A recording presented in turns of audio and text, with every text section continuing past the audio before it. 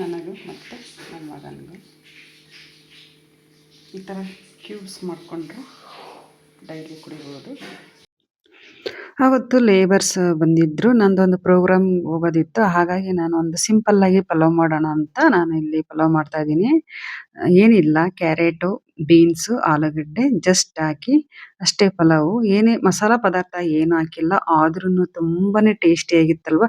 ಒಂದೊಂದು ಸಾರಿ ಎಷ್ಟೇ ನಾವು ಮಸಾಲ ಪದಾರ್ಥ ಹಾಕಿ ಮಾಡಿದ್ರು ಒಂದೊಂದು ದಿನ ಟೇಸ್ಟ್ ಅನ್ಸೋದಿಲ್ಲ. ಆದರೆ ಇವತ್ತು ತುಂಬ ರುಚಿಯಾಗಿತ್ತು. ಒಂದು 3 ಜನ ಲೇಬರ್ಸ್ ಬಂದಿದ್ದರು. ಒಂದು ಅಡಿಕೆ ತೋಟದಲ್ಲಿ ಕೆಲಸ ಇತ್ತು ಅಂತೇಳಿ. ಅಂದರೆ ಅಡಿಕೆ ತೋಟದಲ್ಲಿ ಬಾಳೆ ಹಾಕಿದ್ದೀವಿ, ಅದರಲ್ಲಿ ಕೆಲಸ ಇತ್ತು. ಸೊ ಹಾಗಾಗಿ ಮಾಡಿದ್ದೆ. ನಾನು ನಿಮ್ಗೆ ಇವತ್ತೊಂದು ಗಿಡಗಳಿಗೆ ನೀರು ಹಾಕ್ತಾಯಿದ್ದೀನಿ. 3 ದಿನ ನೀರು ಹಾಕಿರಲಿಲ್ಲ, ತುಂಬ ಬಾಡಿ ಹೋಗಿತ್ತು. ಹಾಗಾಗಿ ಪ್ರೋಗ್ರಾಮ್ ಮುಗಿಸ್ಕೊಂಬಂದು ಸಂಜೆ ನಾನು ನೀರು ಹಾಕ್ತಾಯಿದ್ದೀನಿ. ಹಾಗೆ ನೀರು ಹಾಕ್ತಾ ಹಾಕ್ತಾ ನಿಮಗೂ ಸಹ ಮೋಟಿವೇಶನ್ ಮಾಡೋಣ ಅಂದ್ಕೊಂಡಿದ್ದೀನಿ. ಇದು ಎಲ್ಲ ಗೃಹಿಣಿಯರ ಕತೆ ಅಲ್ವಾ. ನಾನು ಒಬ್ಬ ಗೃಹಿಣಿಯಾಗಿ ನಿಮಗೆ ಯಾವ ರೀತಿ ಇರ್ತೀವಿ ಅನ್ನೋದು ಸಹ ನಾನು ಹೇಳ್ತಾ ಇದ್ದೀನಿ. ನಾನು ಒಬ್ಬ ಗೃಹಿಣಿ ಅಲ್ವಾ. ಸೊ ಹಾಗಾಗಿ ನಾನೀಗ ಗಿಡಗಳಿಗೆ ನೀರು ಹಾಕ್ತಾಯಿದ್ದೀನಿ. ಗಿಡಗಳಿಗೆ ಪ್ರತಿದಿನ ನಾವು ಸ್ವಲ್ಪ ಸ್ವಲ್ಪ ನೀರಾಗಿದ್ರೆ ಅದು ಹಸಿರಾಗಿರುತ್ತೆ, ಅಂದರೆ ಅದು ಗ್ರೋತ್ ಆಗಿ ಬೆಳೆಯುತ್ತದೆ ಅಲ್ವಾ. ಆದರೆ ಒಂದು ದಿನ ನಾವು ಏನಾದರೂ ನೀರು ಹಾಕದೇ ಇದ್ದರೆ ಅದು ನಿಧಾನವಾಗಿ ಒಣಗಲು ಶುರುವಾಗುತ್ತದೆ. ಮುಂದೆ ನಾನೊಂದು ಪ್ಲ್ಯಾಂಟ್ ತೋರಿಸಿದ್ದೀನಿ ನೋಡಿ, ಪುದೀನ ಸೊಪ್ಪಿನ ಗಿಡ. ಅದು ಸಹ ನಾನು 3 ದಿನ ನೀರು ಹಾಕದೇ ಇರೋದಕ್ಕೆ ಅದೆಷ್ಟು ಒಣಗಿದೆ ಮುಂದೆ ನೀವು ನೋಡ್ತಾ ಹೋಗ್ಬೋದು. ಹಾಗೆ ನಮ್ಮ ಜೀವನವೂ ಕೂಡ, ನಾವು ಗೃಹಿಣಿಯರು ಬೆಳಗ್ಗೆಯಿಂದ ರಾತ್ರಿ ತನಕ ಎಲ್ರಿಗಾಗಿ ಕೆಲಸ ಮಾಡ್ತೀವಿ, ಅಂದರೆ ಓಡ್ತೀವಿ, ಮನೆ, ಮಕ್ಕಳು, ಅಡುಗೆ, ಜವಾಬ್ದಾರಿ ಅಂತ. ಆದರೆ ನಮ್ಮ ಮನಸ್ಸಿಗೆ ನೀರು ಹಾಕೋರು ಯಾರು? ಅಂದರೆ ನಮ್ಮ ಕನಸುಗಳಿಗೆ ಅಂತ ಹೇಳ್ತಾರಿಲ್ಲಿ. ನಮ್ಮ ಕನಸುಗಳಿಗೆ ನಾವು ಸ್ವಲ್ಪನೂ ಸಮಯ ಕೊಡಲ್ಲ. ಅಂದರೆ ನಾವು ಈಗ ಆಲ್ರೆಡಿ ನಾವು ಕನಸುಗಳನ್ನು ಕಂಡಿರ್ತೀವಿ. ಆದರೂ ನಾವು ಈ ಇದರಲ್ಲಿ ಗಡಿಬಿಡಿಯಲ್ಲಿರ್ತೀವಿ. ಈ ಗಿಡಗಳು ನೋಡಿದರೆ ಇದಕ್ಕೆ ಹೇಗೆ ಸೂರ್ಯನ ಬೆಳಕು ಬೇಕೋ ಹಾಗೆ ನೀರು ಸಹ ಬೇಕು, ಮತ್ತು ಇದು ಪೋಷಣೆ ಮಾಡಬೇಕು. ಇವುಗಳು ಕಾಳಜಿ ತೋರಿಸಿದ್ರೆ ಮಾತ್ರ ಅವು ಹಚ್ಚ ಹಸಿರಾಗಿರ್ತವೆ. ಹಾಗೆ ನಮಗೂ ಸಹ ಪ್ರೀತಿ ತೋರಿಸೋರು ಬೇಕು, ಪ್ರೀತಿ ಬೇಕು. ಹಾಗೆ ನಮಗೆ ಒಂದು ಸ್ವಲ್ಪ ಗೌರವನೂ ಬೇಕು ಅನಿಸುತ್ತೆ, ಗೌರವ ಬೇಕು. ನಮಗಾಗಿ ನಾವು ಅದಕ್ಕೋಸ್ಕರ ನಮಗಾಗಿ ನಾವು 10 ನಿಮಿಷನಾದರೂ ನಮಗೆ ನಾವು ಟೈಮ್ ಕೊಟ್ಕೋಬೇಕು. ಯಾರು ಸಪೋರ್ಟ್ ಮಾಡಿದರೆ ಚೆನ್ನಾಗಿರುತ್ತೆ, ಎಲ್ಲರೂ ಮನೆಯಲ್ಲಿ ಸಪೋರ್ಟ್ ಮಾಡಿದರೆ ಚೆನ್ನಾಗಿರುತ್ತೆ ಯಾರಾದರೂ ಮಾಡಿದರೆ. ಬಟ್ ಆದರೆ ಯಾರು ಸಪೋರ್ಟ್ ಇಲ್ಲ ಅಂದ್ರೂ ನಾವು ಅದೇ ರೀತಿ ಇರಬೇಕು ಅಂತ ಏನಿಲ್ಲ. ನಮಗೆ ನಾವು ಸ್ವಲ್ಪ ಸಮಯವನ್ನು ಕೊಟ್ಕೊಳ್ಳೇಬೇಕು. ನಾವು ನಮ್ಮ ಜೀವನದ ಒಂದು ಈ ತೋಟಗಾರರು ಅಂತ ಹೇಳ್ಬೋದು. ನಮ್ಮ ಮನಸ್ಸಿಗೆ ನಾವೇ ನೀರು ಹಾಕ್ಕೊಳ್ಬೇಕು. ನಮ್ಮ ಮನಸ್ಸಿಗೆ ನಾವು ಅದನ್ನು ತಗೋಬೇಕು ಅಂತ ಅರ್ಥ. ಪ್ರತಿದಿನ ಸ್ವಲ್ಪ ಸಮಯ ನಮಗೋಸ್ಕರ ನಾವು ತೆಗೆದುಕೊಳ್ಬೇಕು.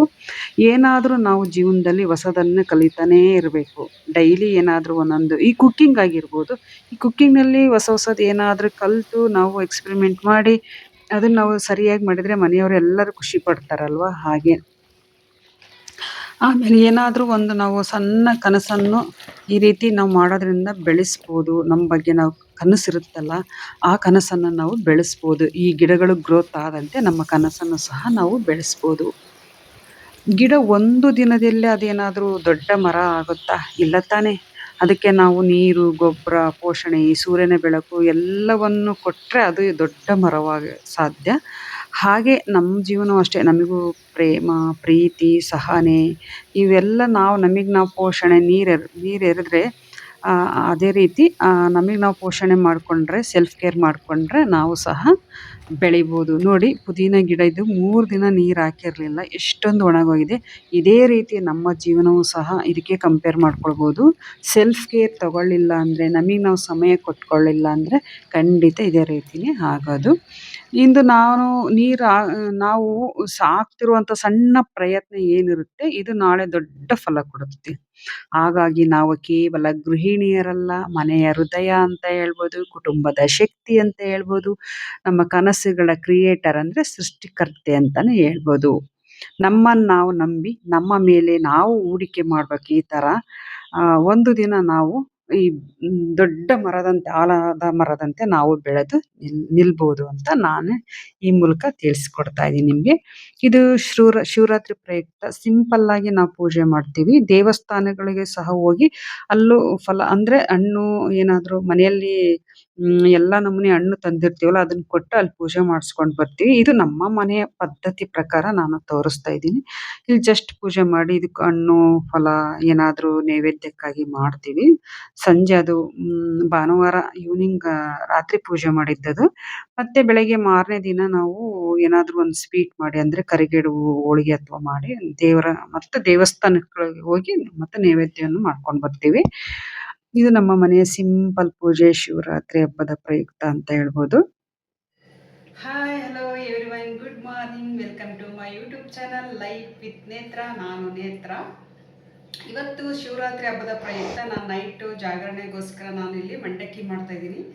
ನಮ್ಮ ದಾವಣಗೆರೆ ಸ್ಟೈಲ್ ಮಂಡಕ್ಕಿ ಮೆಣಸಿನ್ಕಾಯಿ, ಮಿರ್ಚಿ ಮೆಣಸಿನ್ಕಾಯಿ ಮಾಡ್ತಾ ಇದ್ದೀನಿ. ಹೇಗೆ ಮಾಡೋದಂತ ಬನ್ನಿ. ಇವಾಗ ಒಗ್ಗರಣೆ ಮಾಡ್ತಾ ಇದ್ದೀನಿ. ಬನ್ನಿ ಹಾಗಾದ್ರೆ ನಮ್ಮ ದಾವಣಗೆರೆ ಸ್ಟೈಲ್ ಮಂಡಕ್ಕಿ ಮಿರ್ಚಿ ಮೆಣಸಿನ್ಕಾಯಿ ಮಾಡೋದು ಹೇಗೆ ಅಂತ ನಾನು ತಿಳಿಸ್ಕೊಡ್ತೀನಿ.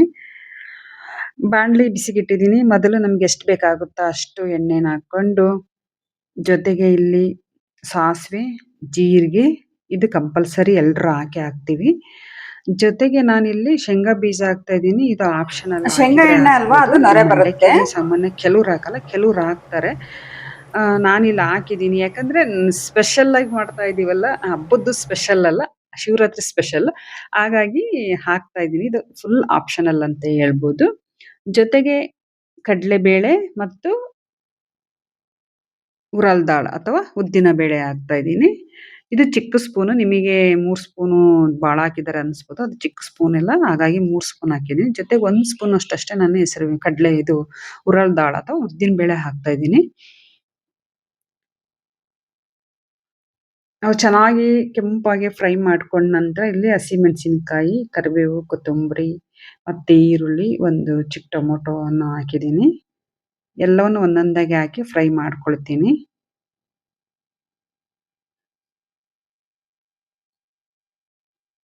ನಮ್ಮ ದಾವಣಗೆರೆ ಸ್ಪೆಷಲ್. ನಾವು ಇದೇನು ಹಬ್ಬದ ದಿನನೇ ಸ್ಪೆಷಲ್ ಅಂತ ಏನಿಲ್ಲ. ಅವಾಗವಾಗ ಮಾಡ್ತಾ ಇರ್ತೀವಿ. ಆದ್ರೂ ಸಹ ಅವತ್ತು ಅವಲಕ್ಕಿನೂ ಮಾಡ್ಬೋದು, ಪಲಾವ್ ಮಾಡ್ಬೋದು, ಉಪ್ಪಿಟ್ಟು ಮಾಡ್ತಾರೆ ಕೆಲವರು. ನಮ್ಮ ಮನೆಯಲ್ಲಿ ಮಂಡಕ್ಕಿನೇ ಇಷ್ಟಪಡೋದ್ರಿಂದ ನಾನು ಸಹ ಮಂಡಕ್ಕಿನೇ ಮಾಡಿದ್ದೆ. ಇದ್ರ ಜೊತೆಗೆ ನಾವು ಮೆಣಸಿನಕಾಯಿ ಅಥವಾ ಮಿರ್ಚಿ ಮೆಣಸಿನಕಾಯಿ ಅಂತೀವಲ್ಲ, ಆಮೇಲೆ ಪಕೋಡ ಅಥವಾ ಈರುಳ್ಳಿ ಬಜ್ಜಿ ಮಾಡ್ತಾರೆ. ಒಳ್ಳೆ ಕಾಂಬಿನೇಷನ್ ಅಂತ ಹೇಳ್ಬೋದು. ಅವಲಕ್ಕಿ ಮತ್ತೆ ಮೆಣಸಿನಕಾಯಿ ತುಂಬಾ ಕಾಂಬಿನೇಷನ್ನು. ಅದು ಸಹ ಚೆನ್ನಾಗಿರುತ್ತೆ. ನೀವೆಲ್ಲ ಏನ್ ಮಾಡಿದ್ರಿ ಸ್ಪೆಷಲ್? ಆಮೇಲೆ ಈ ಗೃಹಿಣಿಯರ ಟಿಪ್ಸ್ ಕೊಡ್ತಾ ಇದೀನಿ. ಈ ತರ ನಿಮ್ಮನ್ನ ಮೋಟಿವೇಟ್ ಮಾಡ್ತಾ ಇದೀನ? ಇದು ನಿಮ್ಗೆ ಇಷ್ಟ ಆಗುತ್ತಾ? ಪ್ಲೀಸ್ ಕಮೆಂಟ್ ಮಾಡಿ. ನಾನು ಇನ್ನು ಮುಂದೆ ಮುಂದೆ ಒಳ್ಳೆ ನಿಮ್ಗೆ ಮೋಟಿವೇಟ್ ತರ ಯಾಕಂದ್ರೆ ನಾನು ಒಬ್ಬ ಗೃಹಿಣಿ ಅಲ್ವಾ? ನಾನು ನಿಮಗೂ ಮೋಟಿವೇಟ್ ಮಾಡ್ತಾ ಮಾಡ್ತಾ ನಾನು ಸಹ ಕಲಿತಾ ಇದ್ದೀನಿ. ಹೊಸದನ್ನು ನಾನು ಕಲಿತಾ ಇದ್ದೀನಿ. ನಾನು ಅದನ್ನ ಜೀವನದಲ್ಲಿ ಇಂಪ್ಲಿಮೆಂಟ್ ಮಾಡ್ಕೊಳ್ಳೋದು ತುಂಬಾ ಮುಖ್ಯ. ನೋಡಿ ಇಲ್ಲಿ ಒಂದು ಟ್ರಿಕ್ಸ್ ಏನಂದ್ರೆ, 1 ಸ್ಪೂನ್ ಸಕ್ಕರೆ ಹಾಕೋದ್ರಿಂದ ಒಗ್ಗರಣೆ ನೋಡ್ರಿ ತುಂಬಾ ಟೇಸ್ಟ್ ಆಗುತ್ತೆ. ಅದ್ರಲ್ಲೂ ಅವಲಕ್ಕಿ ಈ ತರ ಹಾಕ್ಬಿಟ್ರೆ ಅಂದ್ರೆ ತುಂಬಾ ರುಚಿಕರವಾಗುತ್ತೆ. ನಾನು ಒಂದ್ ಸ್ವಲ್ಪ ಅರ್ಧ ಸ್ಪೂನ್ ಹಾಕಿದ್ದೀನಿ. ಇದ್ರ ಜೊತೆಗೆ ಮೇಲೆ ಒಂದ್ ಸ್ವಲ್ಪ ಕೊತ್ತಂಬರಿ ಸೊಪ್ಪನ್ನ ಆಡ್ ಮಾಡಿದ್ದೀನಿ. ಇನ್ನೊಂದೇನಂದ್ರೆ ಇದಕ್ಕೆ ನಾವು ಪೌಡರ್ ಮಾಡ್ತೀವಿ. ಕಡ್ಲೆ ಪೌಡರ್ ಅಂತೇಳಿ. ಅದು ನೀವು ಕಮೆಂಟ್ ಅಲ್ಲಿ ತಿಳಿಸಿದ್ರೆ ಮಾತ್ರ ನಾನು ಅದನ್ನ ಮಾಡಿ ನಿಮ್ಗೆ ನೆಕ್ಸ್ಟ್ ವಿಡಿಯೋದಲ್ಲಿ ತೋರಿಸ್ತೀನಿ. ನಾನು ಹಾಕ್ತಾ ಇದ್ದೀನಿ, ನೀವು ನೋಡ್ತಾ ಇರ್ಬೋದು. ನೆಕ್ಸ್ಟ್ ಹಾಕ್ತೀನಿ. ನಾನು ಅದೆಲ್ಲ ಒಗ್ಗರಣೆ ಹಾಕಿ ಮಂಡಕ್ಕಿನ ಕಲಸಿದ್ಮೇಲೆ ನಾನು ಹಾಕಿದ್ದೀನಿ ಅದನ್ನ ಪೌಡರನ್ನ. ನೀವು ಕಮೆಂಟಲ್ಲಿ ತಿಳಿಸಿ ಹೇಗೆ ಮಾಡೋದು ಅಂತ. ಖಂಡಿತ ನಾನು ಅದನ್ನ ಮಾಡಿ ತೋರಿಸ್ತೀನಿ. ಎಲ್ರೂ ಮನೆಯಲ್ಲಿ ಆ ಥರ ಪೌಡ್ರ್ ಮಾಡಿ ಆಲ್ರೆಡಿ ಇಟ್ಕೊಂಡಿರ್ತಾರೆ. ಮಂಡಕ್ಕಿ ಕಲಸುವಾಗ ಅದ್ರ ಮೇಲೆ ಹಾಕ್ತಾರೆ. ನೋಡ್ತಾ ಇದ್ದೀರಲ್ವ, ಮೆಣಸಿನಕಾಯಿ ಸಹ ರೆಡಿ ಆಗ್ತಾ ಇದೆ. ಬಿಸಿ ಬಿಸಿ ಮೆಣಸಿನಕಾಯಿ ಮಂಡಕ್ಕಿ ತಿಂದ್ರೆ ಎಂಥ ರುಚಿಕರವಾಗಿರುತ್ತಲ್ವಾ? ಒಳ್ಳೆ ಕಾಂಬಿನೇಷನ್ನು. ಅವಲಕ್ಕಿ ಮೆಣಸಿನಕಾಯಿ ಮತ್ತು ಮಂಡಕ್ಕಿ ಮೆಣಸಿನಕಾಯಿ. ಗೊತ್ತಿದೆಯಲ್ಲ, ದಾವಣಗೆರೆ ಫೇಮಸ್ ಮಂಡಕ್ಕಿ. ಮಂಡಾಳ ಅಂತಾರೆ. ಮಂಡಕ್ಕಿ ನೋಡ್ತಾ ಇದ್ದೀರಲ್ವ, ಇಲ್ಲಿ ಪೌಡರ್ ತೋರಿಸಿದ್ದೀನಲ್ವ, ಮೇಲೆ ಹಾಕಿದ್ದೀನಿ. ಖಂಡಿತ ಕಮೆಂಟಲ್ಲಿ ತಿಳಿಸಿ, ನಾನು ಮಾಡಿ ತೋರಿಸ್ತೀನಿ.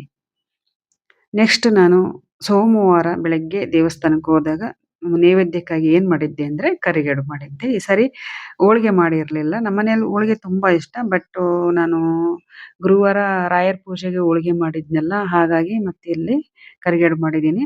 ಕರಿಗಡುಬು ಹಾಳೆ ಅಂತಾರೆ ಅಥವಾ ಎಲೆ ಅಂತಾರೆ ನಮ್ಮ ಸೈಡು. ಗೊತ್ತಿಲ್ಲ ನಿಮ್ಮ ಸೈಡ್ ಏನಂತಾರ, ಅದು ನಿಮಗೆ ಅರ್ಥ ಮಾಡ್ಕೊಳ್ಳಿ. ನಮ್ಮ ಸೈಡೆಲ್ಲ ಈ ಥರ ಅಂತಾರೆ. ಇದಕ್ಕೆ ಸ್ವಲ್ಪ ಚಿರೋಟಿ ರವೆ ಕಲಸಿದ್ರೂ ತುಂಬ ಗರಿ ಗರಿಯಾಗಿ ಬರ್ತವೆ. ನಾನು ಓನ್ಲಿ ಇಲ್ಲಿ ಮೈದಾ ಹಿಟ್ಟು ಮಾತ್ರ ಕಲಸಿದ್ದೆ. ಈ ತರ ಕರಿಗಡುಬು ಅಂತಾರೆ.